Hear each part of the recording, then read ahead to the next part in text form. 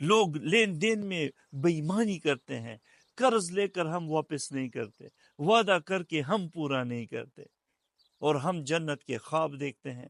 کیا ایسے اعمال کے ساتھ ہم اللہ کے سامنے قیامت کے دن پیش ہو سکیں گے؟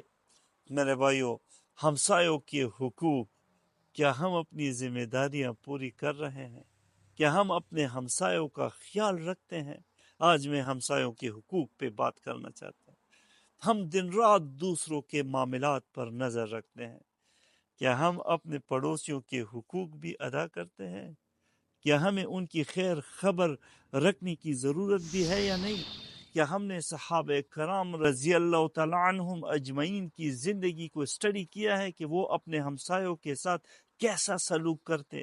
نبی علیہ الصلوۃ والسلام نے فرمایا، جبرائیل امین جب بھی میرے پاس تشریف لات مجھے بار بار ہمسایوں کے حقوق کی تلقین کرتے، یہاں تک کہ مجھے ڈر لگنے لگا کہ کہیں اپنے ہمسایوں کو اپنی زمینوں میں وارث بھی نہ بنانا پڑے۔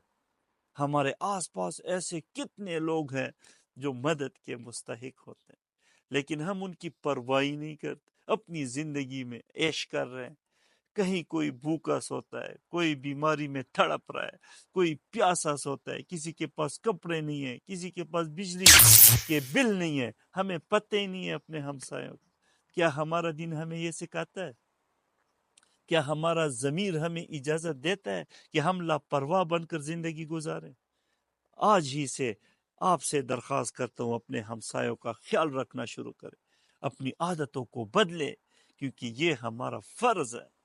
ہم اپنے ہمسایوں کا ضرور خیال رکھیں گے، مگر آپ اپنی کمائیوں کو بھی ایمانداری اور انصاف پر لائیں۔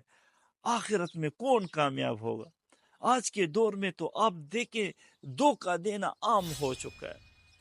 آپ کے کاروبار حلال پہ ہیں یا حرام پہ ہیں، اس پر آپ سوچیں۔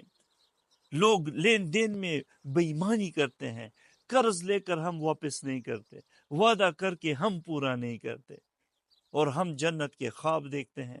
کیا ایسے اعمال کے ساتھ ہم اللہ کے سامنے قیامت کے دن پیش ہو سکیں گے؟ کیا ہم اپنے اعمال کا قیامت کے دن حساب دے سکیں گے؟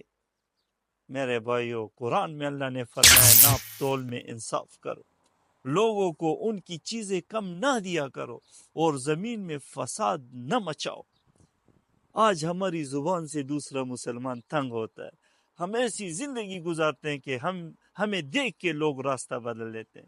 اگر ہم چاہتے ہیں کہ ہمارا کاروبار، لین دین، معاملات، اس پہ برکت آ جائے، تو ہمیں ایمانداری اور انصاف کو اپنانا ہوگا، کیونکہ جو شخص دوسروں کا حق مارتا ہے وہ دنیا اور آخرت دونوں میں ذلیل و خوار ہو کے خسارے میں ہی رہے گا۔ میرے بھائیو، اپنے اعمال کو بدلے، آخرت کا سوچے، ہمسایوں کا خیال رکھیں۔ بہت شکریہ۔ السلام علیکم ورحمۃ اللہ۔